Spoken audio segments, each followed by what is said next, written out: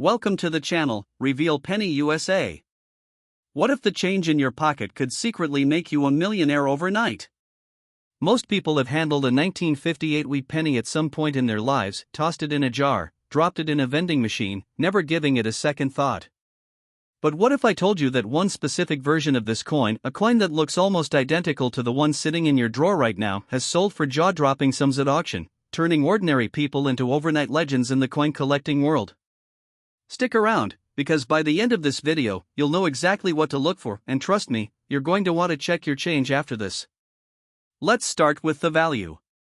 Genuine 1958 double die obverse Lincoln cents, one of the most famous error coins in American history, are extremely rare, with only a small handful known to exist, and they have sold at major auctions for prices ranging from the high five figures into the six figures, with one example reportedly fetching well over $200,000. That's right, a single 1-cent coin, worth more than most people's houses.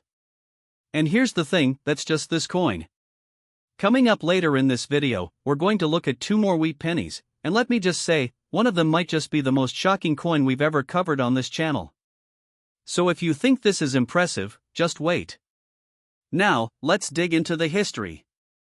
The year 1958 was a transitional year for the United States Mint. It was the last year the Lincoln wheat cent design was produced before the switch to the Lincoln Memorial reverse in 1959, making 1958 the final chapter of a design that had been in circulation since 1909. Billions of these pennies were struck that year across the Philadelphia and San Francisco mints, and on the surface, there's nothing special about most of them. They're common. They're everywhere. You could find a dozen in a roll of pennies from the bank without blinking. But, and here's where it gets interesting, somewhere in the production process, at the Philadelphia Mint, something went wrong. A die, the metal stamp used to imprint the design onto a blank coin, was improperly hubbed. This means that during the manufacturing of the die itself, it received two separate impressions that were slightly misaligned. The result? A coin where the date, and parts of the lettering like Liberty and In God We Trust, appeared doubled, a ghostly, shadow-like duplication that's visible if you know exactly where to look. This is what collectors call a double die obverse, or DDO for short. And the 1958 DDO is considered one of the king error coins of the entire Lincoln cent series, right up there with the famous 1955 double die, which we'll actually be touching on later in this very series. Now here's what makes the 1958 version so special. While the 1955 double die had a relatively larger mintage of error coins that slipped into circulation, the 1958 DDO is believed to exist in almost unbelievably small numbers. We're talking about a coin where experts estimate there may be only 3 or 4 confirmed genuine examples in the entire world. Think about that for a second. Out of the billions of pennies struck that year, only a tiny handful carry this error. The odds of finding one are almost beyond comprehension, and yet, that's exactly what makes this coin a holy grail for collectors. So how do you actually identify one? Here's what you need to look for to grab a magnifying glass, because this is subtle. On a genuine 1958 DDO, the doubling is most visible on the date. The 1958 will appear to have a secondary, slightly offset image behind the primary numbers, almost like you're looking at a coin through a slightly blurred camera lens. The word Liberty on the obverse may also show doubling, particularly in the lettering strokes. And on the reverse, yes, you also need to check the back. 1 cent and United States of America can show subtle traces of doubling as well, though the obverse date is the most commonly referenced diagnostic. Now, I want to be upfront with you, there are many 1958 pennies that show what's called a machine doubling or strike doubling, which is a much more common and much less valuable type of error that happens during the striking process rather than the die-making process. These look similar but are worth only a tiny fraction of the true DDO. The difference between a coin worth a few dollars and a coin worth a life-changing sum often comes down to these microscopic details, which is exactly why so many people get their hopes up, only to find out they have the wrong kind of doubling. But for those lucky few who do find the real deal, the stories are incredible. There have been accounts of collectors discovering genuine 1958 DDO pennies in old coin albums passed down through generations, in forgotten cigar boxes in attics, even mixed in with ordinary pocket change from decades ago. Because this coin entered circulation completely unnoticed back in 1958, nobody at the time knew what they were holding. It was just a penny. It got spent. It got mixed into registers, piggy banks, jars. And for decades, it sat there, completely invisible, until someone, usually purely by chance, decided to take a closer look. That's the magic of this hobby. That coin could be anywhere. It could be in a roll of pennies from your local bank right now. It could be sitting in a jar in your grandmother's closet. It could be in a box of junk coins that someone is selling for pennies on the dollar at a yard sale, with absolutely no idea what they're holding. And auction history backs up just how serious collectors are about this coin. When genuine examples do surface, which is incredibly rare, they tend to generate intense bidding wars among serious collectors and investors, because everyone knows how scarce this coin truly is. Unlike some rare coins where dozens or hundreds of examples exist, the extreme scarcity of the 1958 DDO means that every single sale becomes a major event in the numismatic world. Prices have climbed steadily over the decades as more collectors become aware of just how special and how scarce this coin really is. So now you know, the unassuming 1958 wheat penny, the last year of a beloved design, hiding within it one of the rarest and most valuable errors in American coin history. And if you thought this one was something special, the next coin we're about to cover is even more unbelievable. We're talking about a coin from 1951 that has its own incredible story, one involving a mint location, a D mark, and an error that collectors have been hunting for decades. I'm not going to tell you the value yet, but trust me, you do not want to miss it. This could be sitting unnoticed in a drawer in your house right now, and most people would spend it without ever realizing what they had. So make sure you stick around to type next if you're ready, because what's coming up next might just change the way you look at your pocket change forever. Next, the 1951 D Wheat Lincoln. Have you ever checked your coins carefully? One of them could be hiding a secret that even seasoned collectors get excited about. This time, we're heading to 1951, to the Denver Mint, and to a coin that, at first glance, looks like nothing more than a beat-up old penny, the kind you'd find in a forgotten coffee can in the garage. But certain varieties of this coin have quietly become some of the most sought-after pieces among Lincoln cent collectors, with rare error examples trading hands for sums that would make most people do a double take. And just like before, I'm not going to give away everything right away, because coming up after this one, we've got a coin from 1955 that has one of the most legendary stories in all of American numismatics. So if this coin gets your attention, just wait. Let's set the scene. By 1951, the United States was just a few years removed from World War II, a war that had actually changed the way pennies were made, even if only briefly. Back in 1943, due to wartime copper shortages, the mint had famously switched to zinc-coated steel pennies for a single year, coins that are themselves now collector favorites. But by 1951, things were back to normal. Pennies were being struck in the standard bronze composition, a mix of copper, zinc, and tin, just like they had been for decades. The Denver Mint, marked with that small d below the date, was cranking out millions upon millions of these coins as part of the post-war manufacturing boom. On the surface, there's nothing remarkable here, just another year, another mint, another batch of wheat pennies destined for cash registers and pockets across the country. But here's where the story gets interesting, because minting isn't a perfect process, and in any given year, across any given mint, mistakes happen. Dies get reused.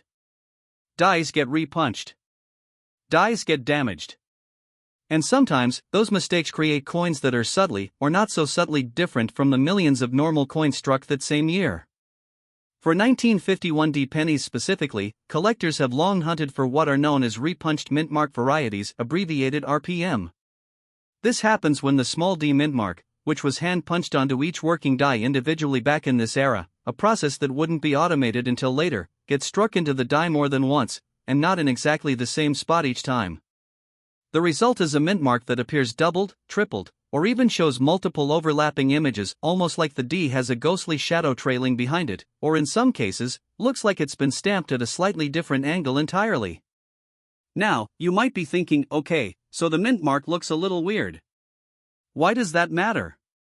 Well, here's the thing, in the world of coin collecting, varieties like this are everything.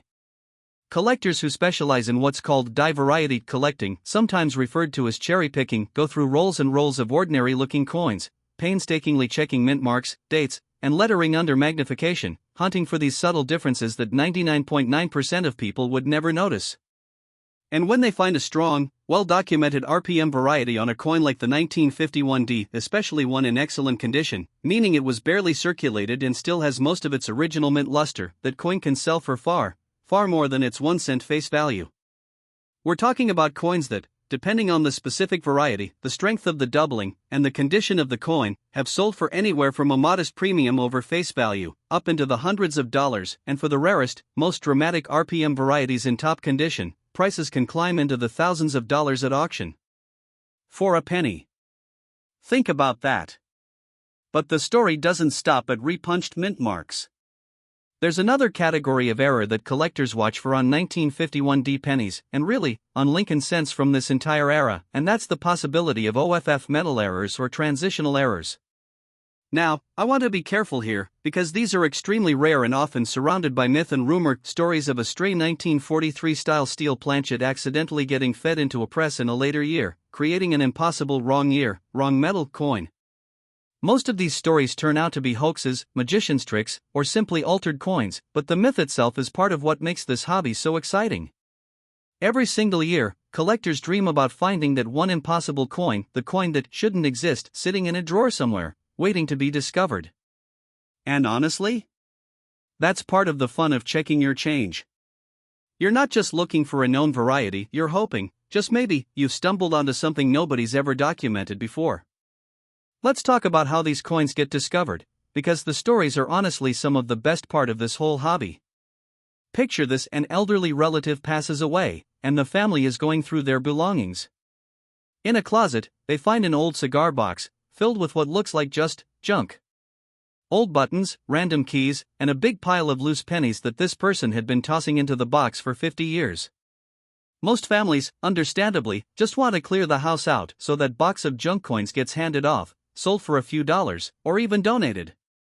But every so often, and I mean every so often, someone in that family, or someone who buys that box at an estate sale for next to nothing, decides to actually sit down and go through it, coin by coin, under a bright light with a magnifying glass.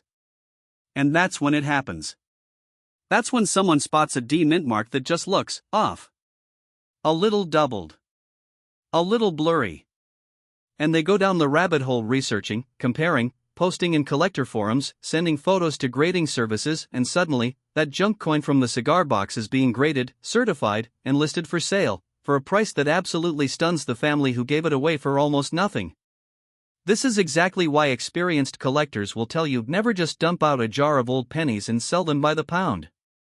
Never assume that because a coin looks common, it has nothing to offer. The 1951 D-Wheat penny is a perfect example of a coin that, in 99% of cases, truly is just a common coin worth a few cents, but in that other 1%? It could be a documented variety that collectors are actively searching for, willing to pay real money to add to their collections. And here's something else worth mentioning: condition matters enormously.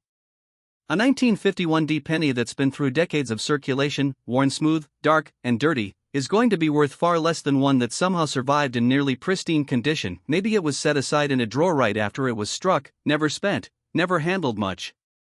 Those high-grade survivors, especially when they also carry one of these documented varieties, are the coins that generate excitement at auction, because you're combining rarity of the variety with rarity of the condition, and that combination is where real value lives. So if you've got any old wheat pennies lying around, and especially if any of them are from 1951, with that little D below the date, it might be worth grabbing a magnifying glass and taking a closer look at that mint mark. Does it look crisp and clean, just a single clear D? Or does it look like there's a shadow, a doubling, maybe even a strange angle to it, like the punch slipped? Because if it's the latter, you might just be holding on to something that collectors have been hunting for decades. And listen, if you thought this coin had a good story, the next one is on an entirely different level.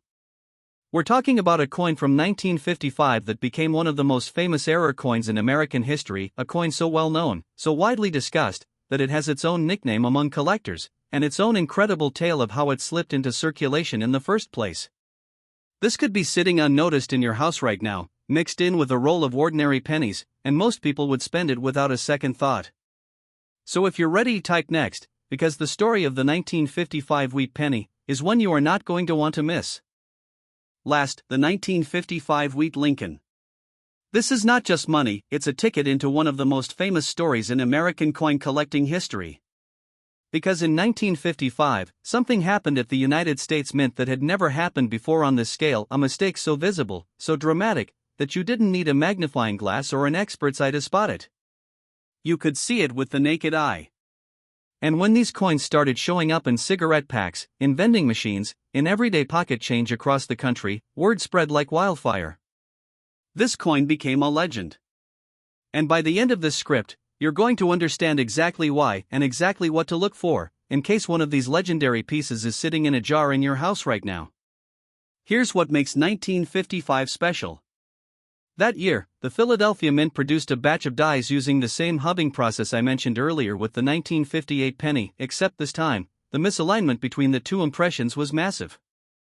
Where the 1958 doubling is subtle and requires magnification, the 1955 double die obverse shows dramatic, unmistakable doubling on the date 1955 and on the words Liberty and In God We Trust. The numbers and letters appear almost like a double exposure photograph, thick, shadowed, doubled outlines that anyone can see just by holding the coin up to the light.